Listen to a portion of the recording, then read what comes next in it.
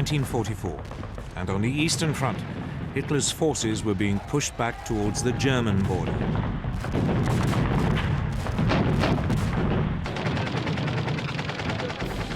But Germany was about to face a new threat. In the west, Allied forces had been preparing for months to open a new front in northwest France.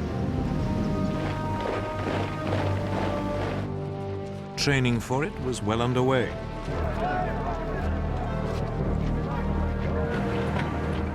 But it was an attack Hitler had long been expecting. His problem was knowing when, and above all where, it would come. The stage was set for one of the greatest battles of World War II, D-Day, the Allied landings along the Normandy coast of France.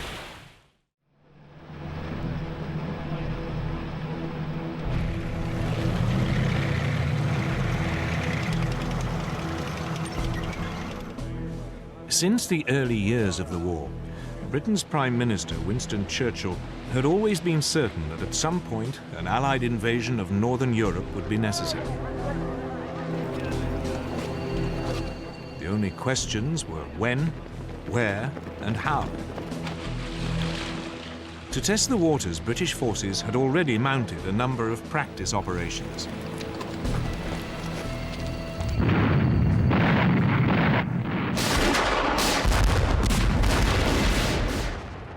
In December 1941, British commandos raided the Vargso Islands off the coast of Nazi-occupied Norway.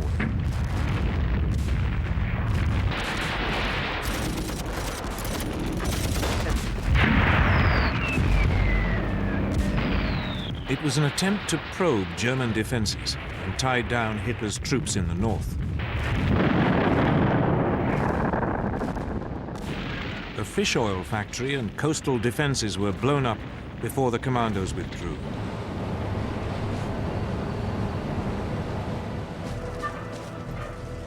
Eight months later, Canadian and British troops were sent in to mount a more ambitious raid on the French port of Dieppe.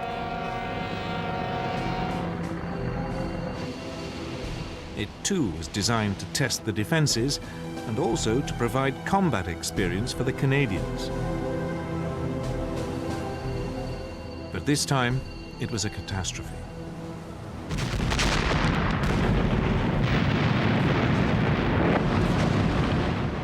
As landing craft approached the main beach, they were met by withering fire.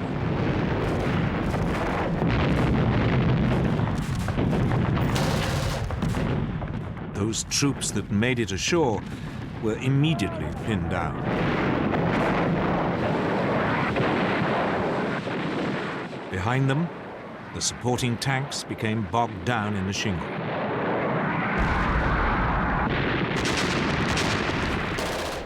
Few managed to scale the sea wall.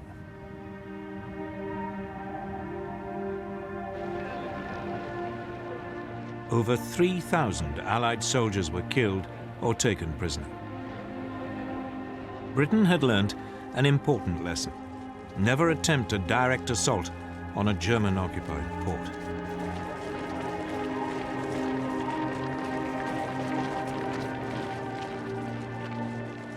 Equally importantly, the Dieppe disaster reinforced the British view that an invasion of Europe could not be rushed.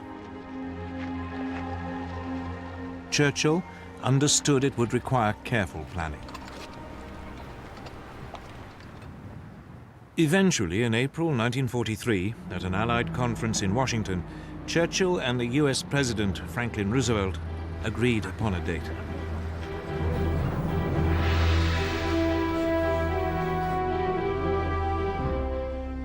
D-Day, or Operation Overlord as the seaborne invasion of France was formally called, would take place in the summer of 1944.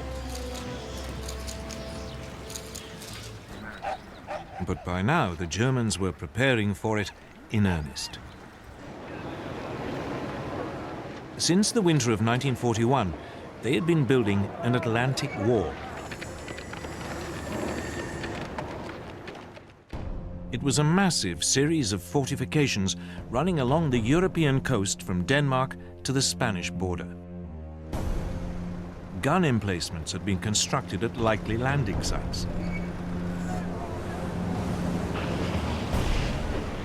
Beaches had been mined and covered in barbed wire. Obstacles had been placed in strategic places to block landing craft. Hitler had boasted, "I am the greatest builder of fortifications of all time."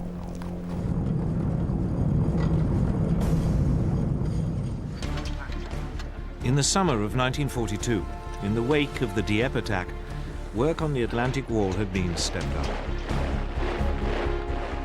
Hitler had also ordered an increase in troop numbers in the region. The German overall commander in the west, Field Marshal Gerd von Rundstedt, had been given 15 further divisions.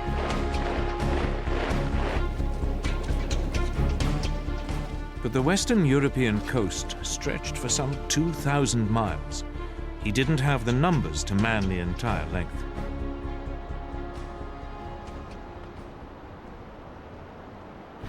Von Rundstedt faced a difficult decision. Where should he position his overstretched forces to maximize their effect? The question led to bitter arguments inside the German leadership. Von Rundstedt proposed holding a large force of panzers in reserve northwest of Paris. He could then send it in against an invasion once he knew where it was happening.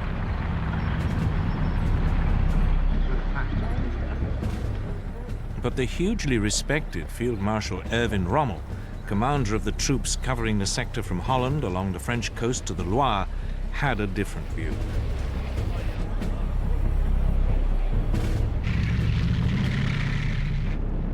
Rommel's concern was Allied air power. He'd seen it firsthand when he'd fought the British in North Africa, and it had left a profound impression. He feared that any counterattack would be broken up by Allied aircraft long before it could go into action.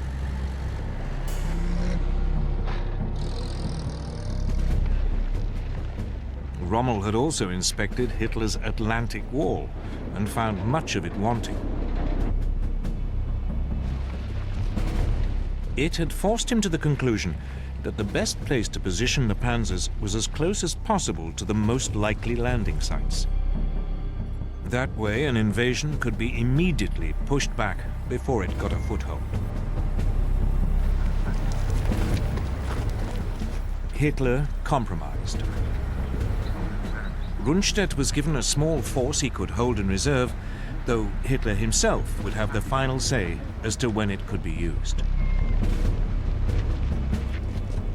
The rest of the additional troops was scattered along the entire Atlantic seaboard, in accordance with Rommel's wishes.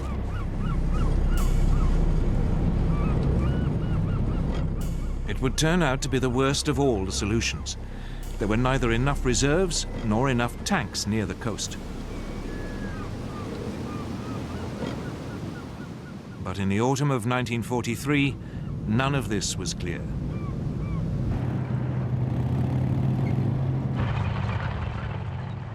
In Britain, the Allied planners were also grappling with the problem of location. Where was the best place to land? Their chief planner, General Frederick Morgan, quickly realized there were two principal options, the Pas-de-Calais and Normandy.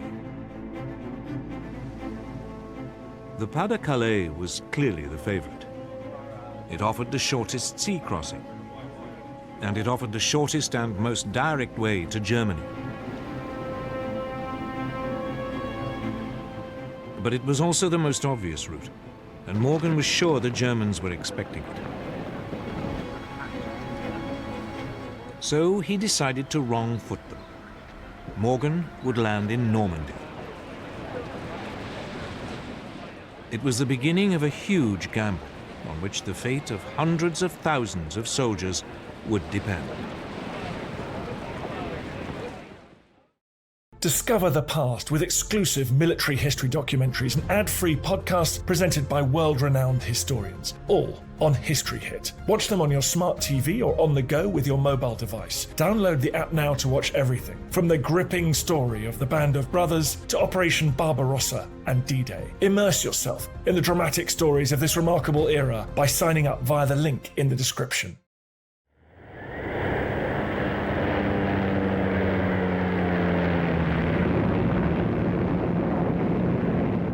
In the autumn of 1943, Allied photo reconnaissance aircraft swept over the beaches of northern France. It was part of a huge planning operation for the seaborne invasion of Europe. The fortifications of the Atlantic Wall were monitored by the French resistance. Men crept ashore to collect sand samples to test whether armored vehicles could be landed.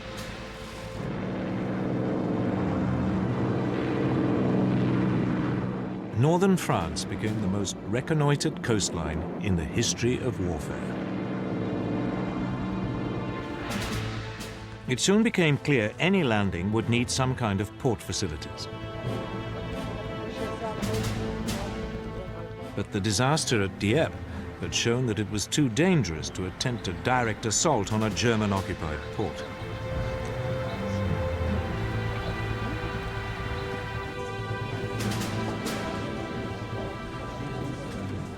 Britain's planners were forced to come up with an ingenious alternative.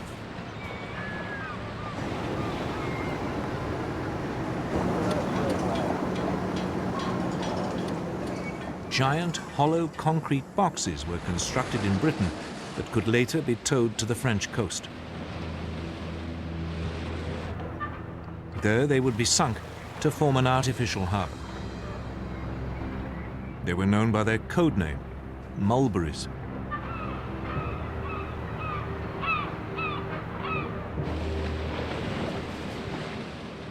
The mulberries would be supplied with fuel by a pipeline unwound from giant reels and dropped on the seabed. It would run for 100 miles.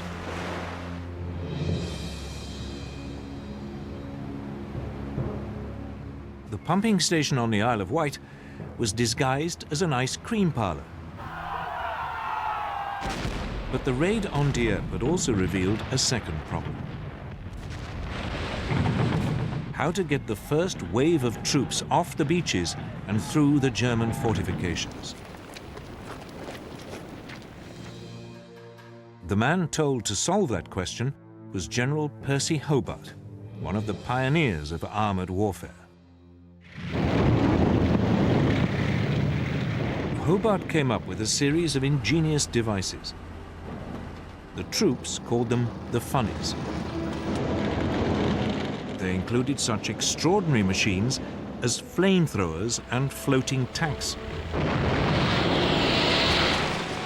Flail tanks for clearing mines. The bobbin for laying firm paths across sand or shingle. An armoured ramp for climbing sea walls.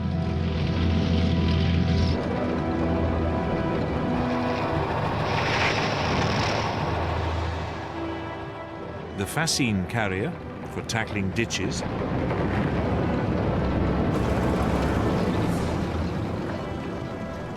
And the bridging tank for wider obstacles.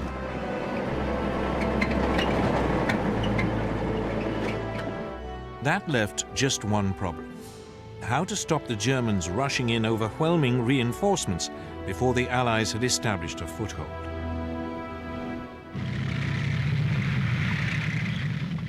The answer was to keep them guessing until the very last moment as to where the invasion would take place.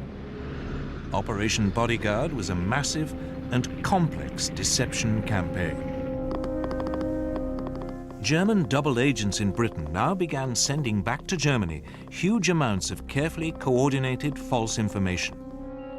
This emphasized that the main landings would be in the Pas-de-Calais, although a feint attack might be launched in Normandy.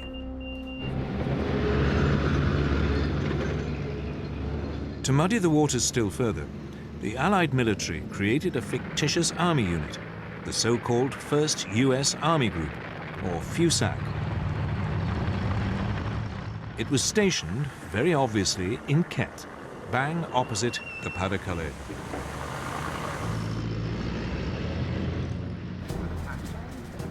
The man in charge of it was the pistol-toting US General George Patton, who'd been removed from action in Sicily after slapping shell-shocked soldiers.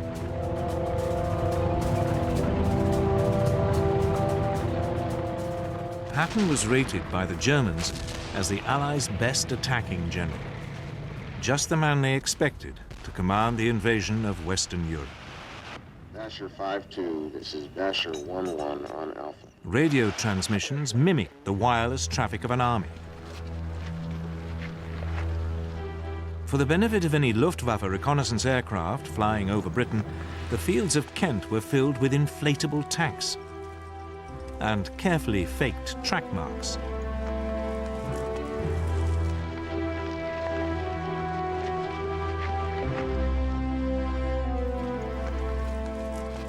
There were dummy aircraft made of wood and canvas. Harbours along the Kent coast were filled with dummy landing craft.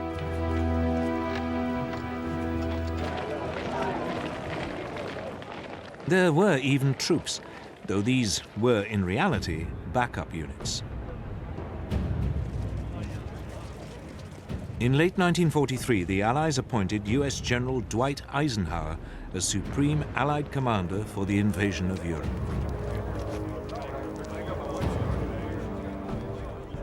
British General Bernard Montgomery would be in overall command of the initial assault troops. D-Day was fixed for June the 5th, 1944.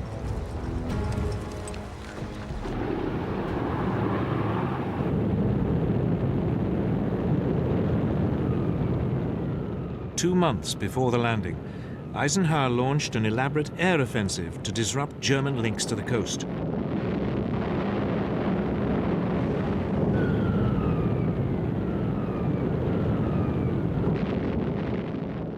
Once again, it was carefully planned to give the impression the Allies' target was the Pas-de-Calais region.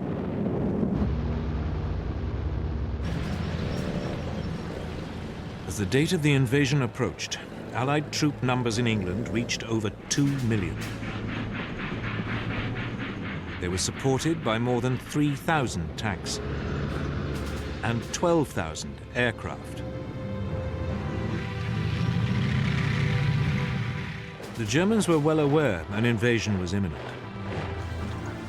But they had been completely taken in by the Allies' phony preparations in Kent and were convinced the most likely landing spot was the Pas-de-Calais.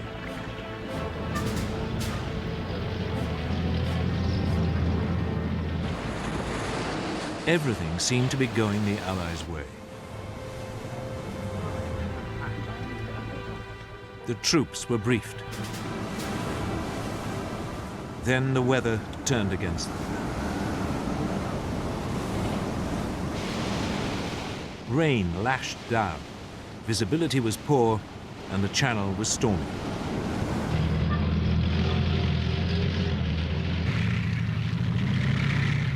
Nevertheless, on June the 4th, 1944, the assault troops boarded their landing ships and the armada of more than 5,000 vessels set sail.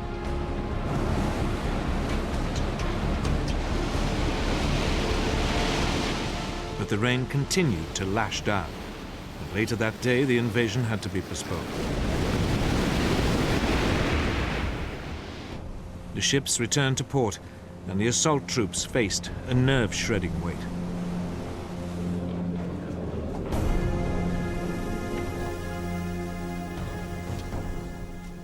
Early the next morning, the military leadership met again. The naval commanders were keen to go ahead. But the air chiefs were doubtful. They worried the visibility would still be too poor to provide effective air support.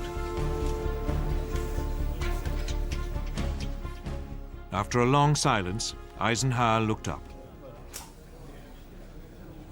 "Let's go," he said.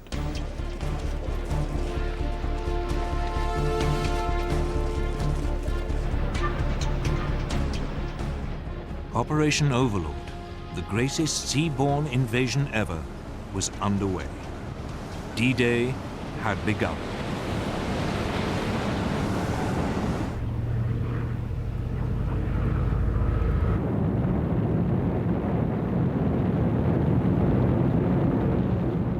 At 1:15 in the morning of June the 6th, 1944, British aircraft towing gliders arrived over the coast of northern France. Then the gliders were released and plunged down to capture vital bridges over the Caen Canal in eastern Normandy. The Allies had launched their great gamble to invade Hitler's empire in Western Europe.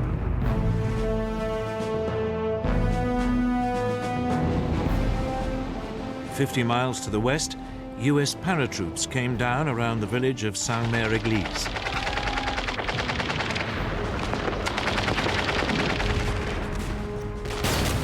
There was a fierce firefight.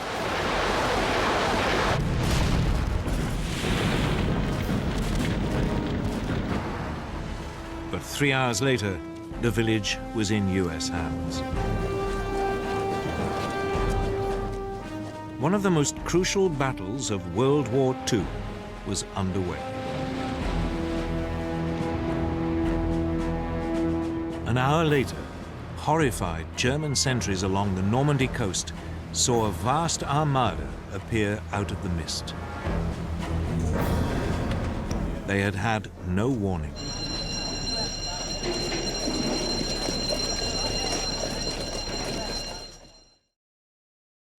The Allied fleet had sailed under cover of darkness.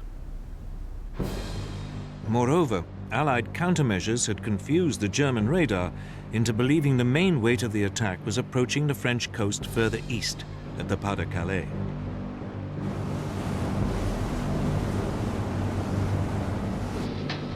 Allied warships off the Normandy coast now began pounding the German defensive positions.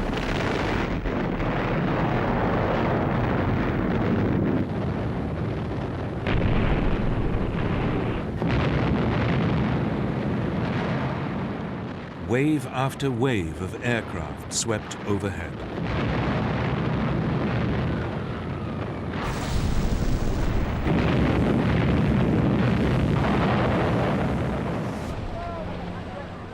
Under cover of the bombardment, assault troops headed for the shore.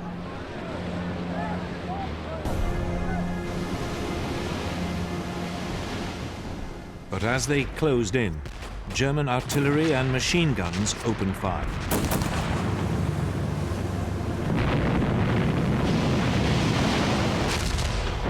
A number of the landing craft were hit. Others fell foul of underwater obstructions. But at 6:30 in the morning, the first waves of troops hit the beaches.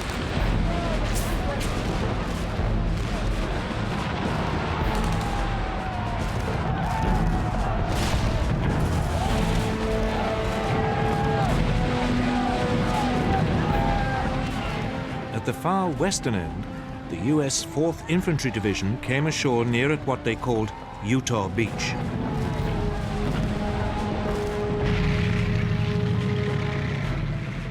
Within 2 hours, it was linking up with the US paratroopers who'd landed at Saint-Mère-Église.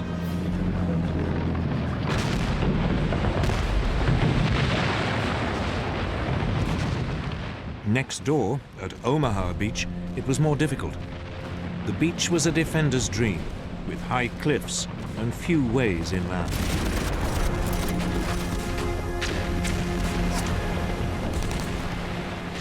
As the US 1st Infantry Division waded ashore, they were mown down by German machine guns.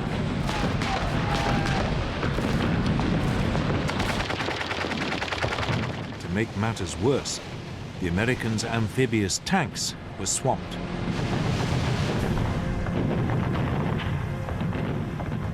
The troops were trapped on the beach. Disaster was looming.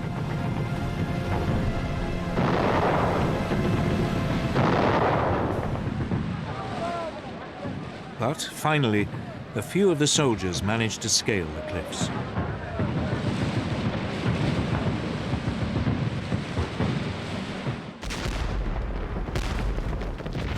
Against all the odds, the Americans hung on to the beachhead.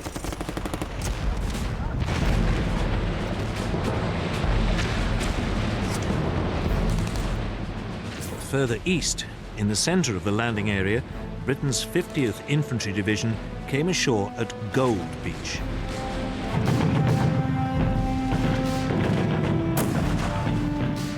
They too met savage fire.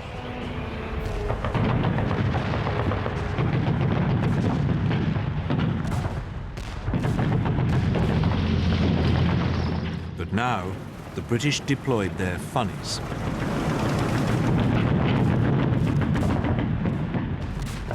The troops were soon moving inland. At the adjoining landing spot, Juno Beach, the Canadian 3rd Infantry Division faced a similar situation.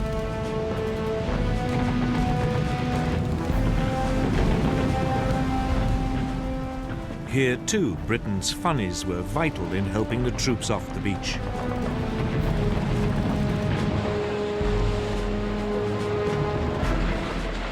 Finally, on the far left flank, at Sword Beach, the British 3rd Infantry Division met only patchy resistance.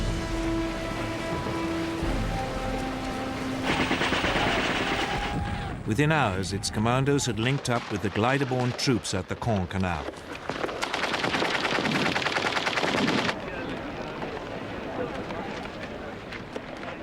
By early afternoon, the Allies had successfully established all of the beachheads.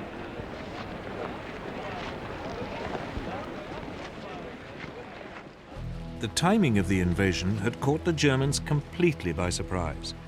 They'd expected the Allies to wait until the weather had cleared.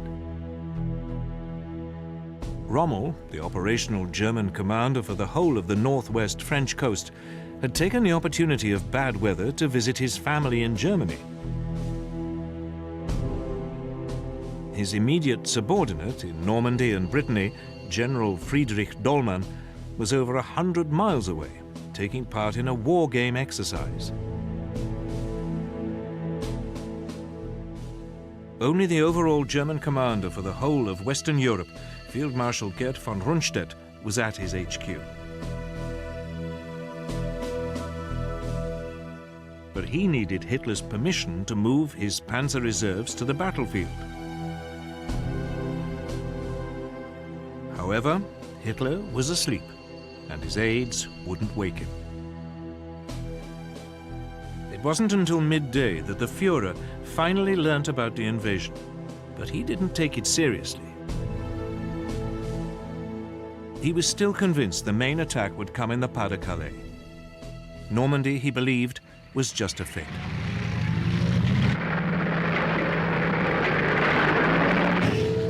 Finally, in the late afternoon, when the scale of the invasion was becoming all too clear, Hitler unleashed his reserves.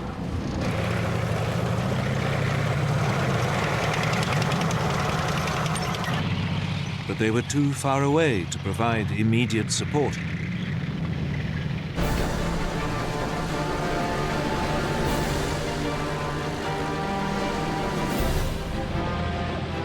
Despite stubborn German resistance, the beachheads around Utah, Gold and Juno and Sword were secure. Only at Omaha was the situation more precarious.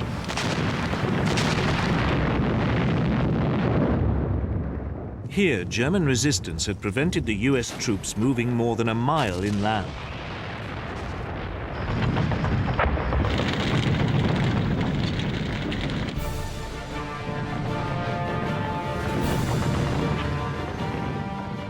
By nightfall on June the 6th, over 100,000 Allied troops had been landed in Normandy.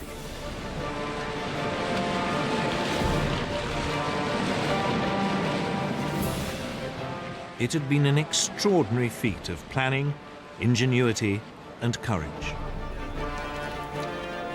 The first day of the Allies' great gamble had paid off. But it was just the beginning. Now they had to build up, break out, and push on into Europe.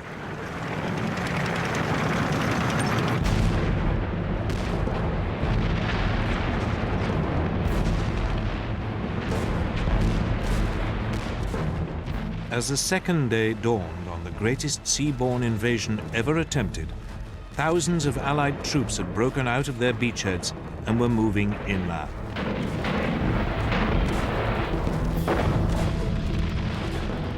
But they found the Normandy countryside hard going. The patchwork of woodland and small fields provided ideal terrain for German tanks and machine guns.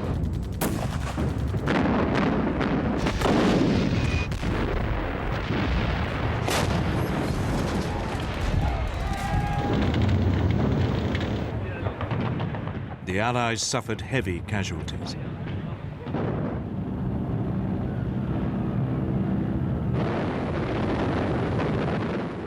Allied air power provided crucial support. When von Rundstedt's panzer reinforcements arrived, they'd been so depleted by the air attacks that they were unable to mount a major counterattack. The German reinforcements were also hampered by French resistance fighters, operating behind German lines.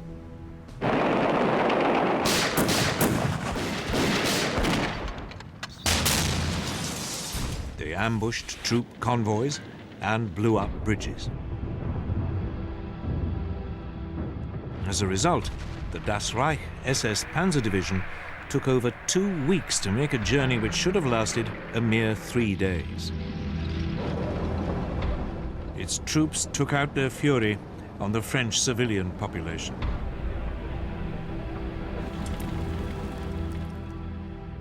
The village of Oradour-sur-Glane and its 642 inhabitants were wiped out.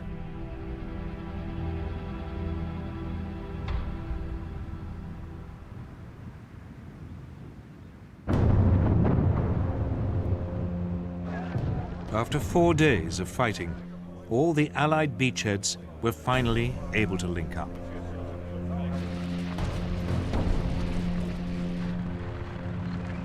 But they'd still only managed to penetrate 10 miles inland.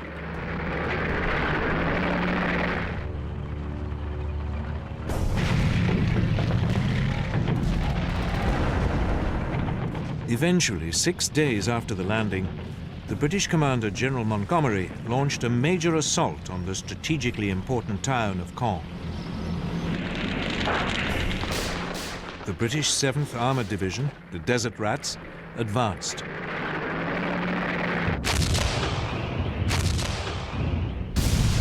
But its spearhead ran into 4 German Tiger tanks.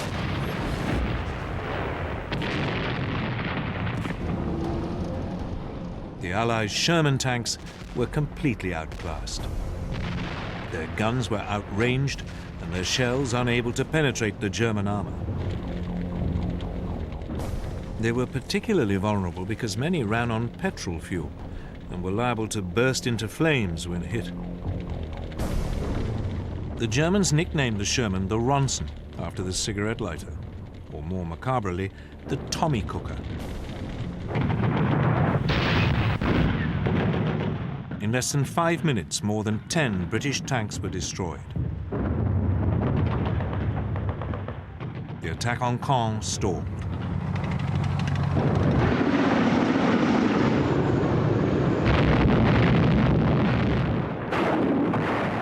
Outmatched by the German tanks, the Allies relied on air power and artillery.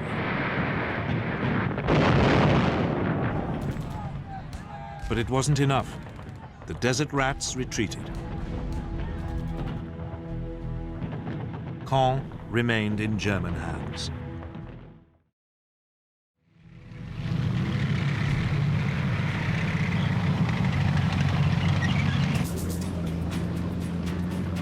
Meanwhile, further west, US forces advanced on the equally important port of Cherbourg.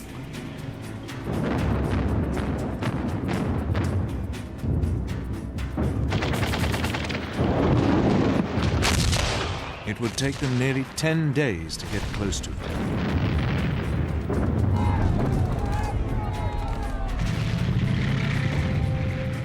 They weren't helped by the weather.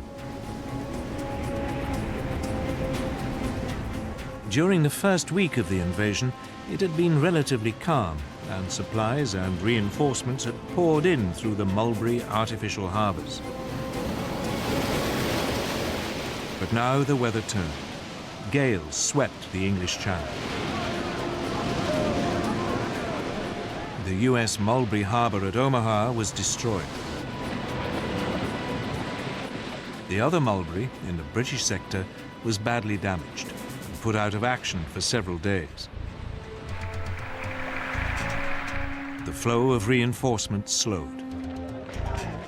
It meant the port of Cherbourg was an even more vital objective. As the US forces now approached it, the German garrison resisted.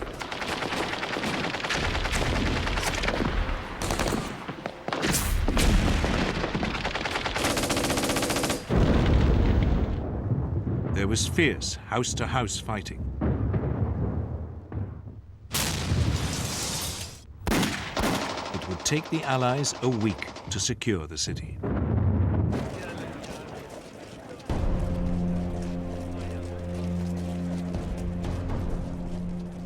But the port had been trashed by the fleeing Germans. It would take a further month before it could be brought back into service.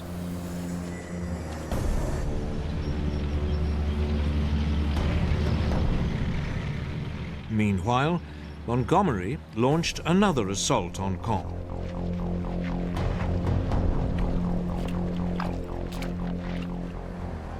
But the storms had turned the fields into a sea of mud. Low cloud meant air support was impossible.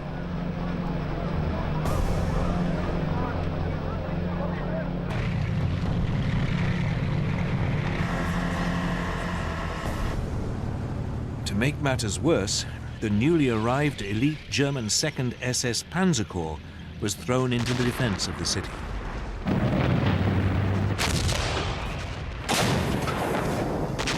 After 4 days, the British were, again, forced to halt.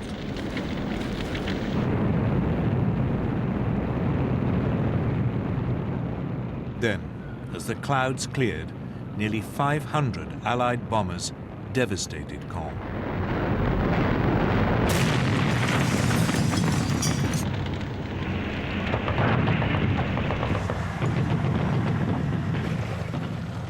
British troops fought their way into the north suburbs. But the ruins made ideal defensive positions for the Germans.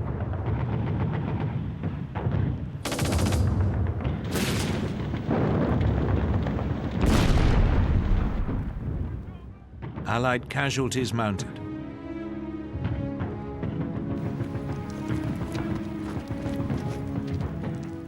After 48 hours, the attack was, yet again, called off. 3 weeks later, Montgomery tried for a 4th time. The plan was to capture the remaining German strongholds and then push on south, deeper into France.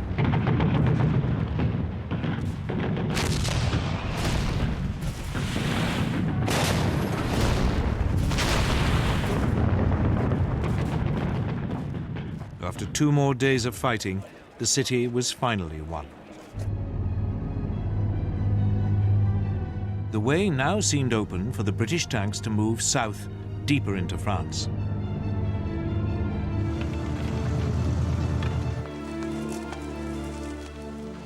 But the Germans were waiting with a large force of panzers.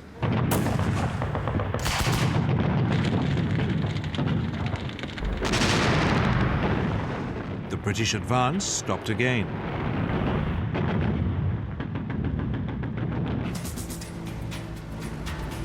The Americans in the west, however, were having an easier time. The fighting around Caen had sucked in the majority of the German defenders. As the American forces prepared to thrust further into France, they faced only scattered opposition. The scene was set for the Allied forces to break out at last.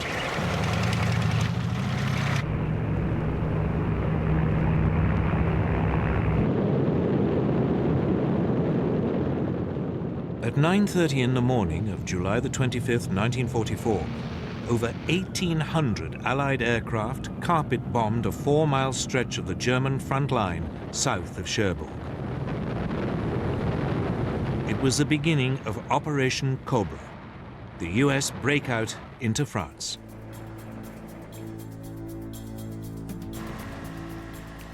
The German defenders were stunned by the size of the assault.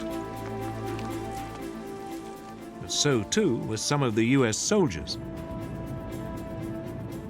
The plan had been for the bombers to fly in from the east, parallel to the US front line, to minimize the risk of bombing American troops.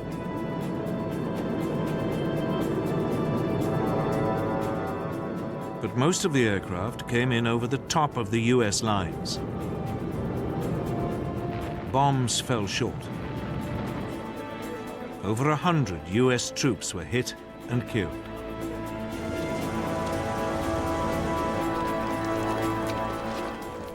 Yet despite the ferocity of the bombardment, when the US forces later picked themselves up and moved forward, they found to their astonishment substantial numbers of German troops had survived. The survivors mounted a stubborn resistance.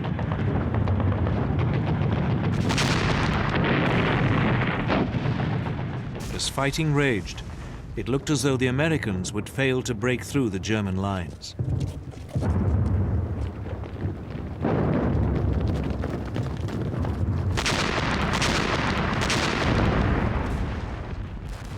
But then, the German defenses crumbled.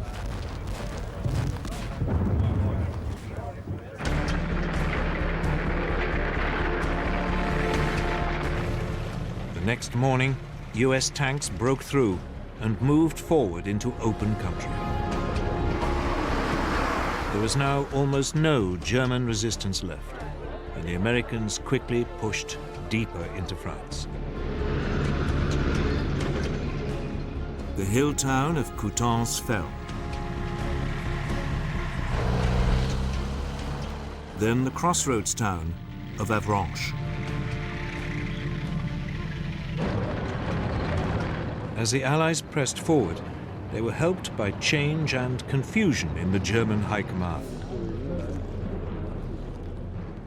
At the beginning of July, 3 weeks after the D-Day landings, Hitler dismissed the German commander-in-chief, Field Marshal Gerd von Rundstedt, for defeatism. Von Rundstedt had made little attempt to hide his belief that Germany faced an unwinnable struggle.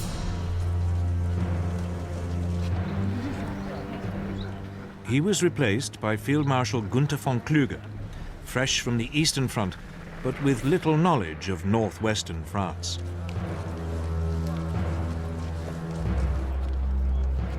Two weeks later, Rommel, the second most senior German officer on the front, was severely injured when his staff car was strafed by a British fighter.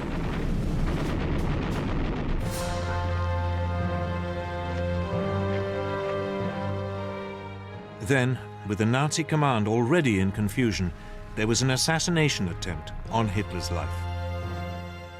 On July the 20th, 1944, a disillusioned aristocratic war hero, Colonel Klaus Schenk Graf von Stauffenberg, planted a bomb in the planning hut at Hitler's headquarters in East Prussia.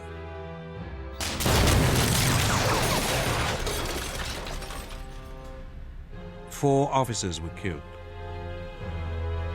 But Hitler was sheltered by a heavy, solid oak conference table and escaped with only minor injuries. The plot was swiftly and brutally put down. Von Stauffenberg was shot, and his principal collaborators put on trial. They would later be hanged.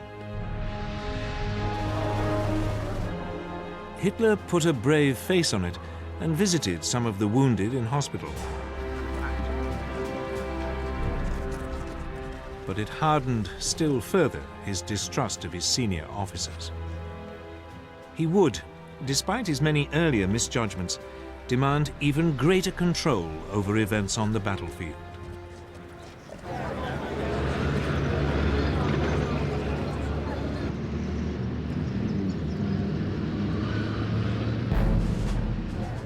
Back in France, General George Patton, back in charge of a real fighting force, ordered his troops to fan out. They took Rennes, Mayenne, and headed for Le Mans. They were now moving round behind the German forces, still battling it out with the British and Canadians near Caen.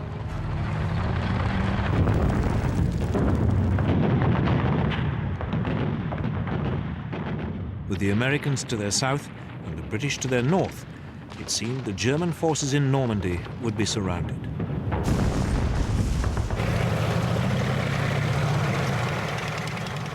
Hitler issued his usual order that there should be no retreat, but as the Allies squeezed in on them, the Germans began to flee.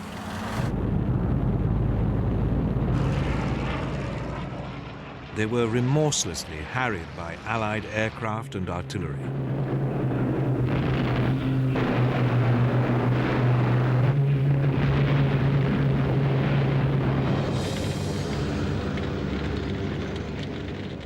The casualties were appalling.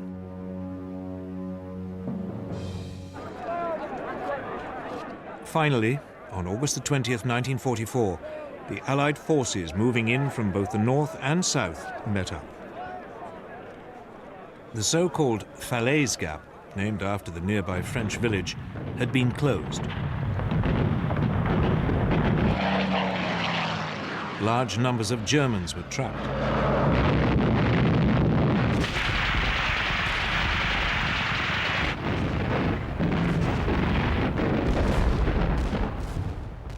Over 10,000 more Germans, caught in the Allied pincer, died.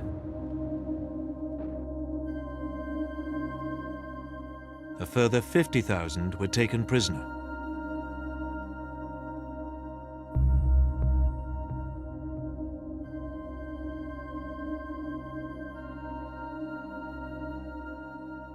The German army in Western Europe was in chaos.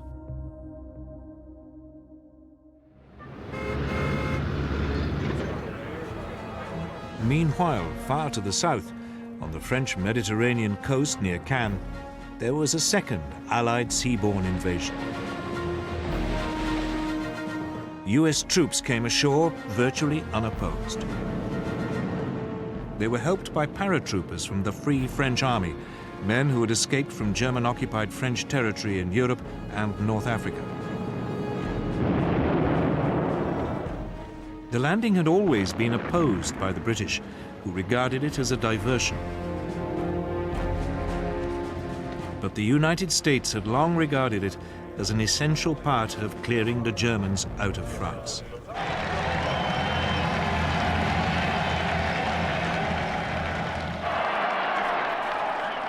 The troops were greeted by an ecstatic civilian population.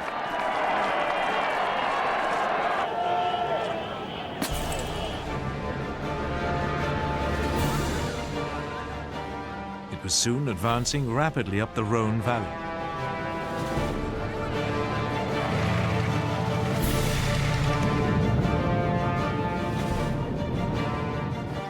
Lyon was liberated on September the 3rd, 1944.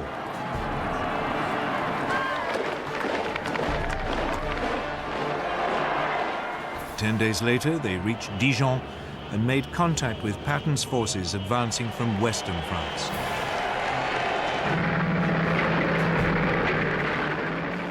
German units stationed across the region fled.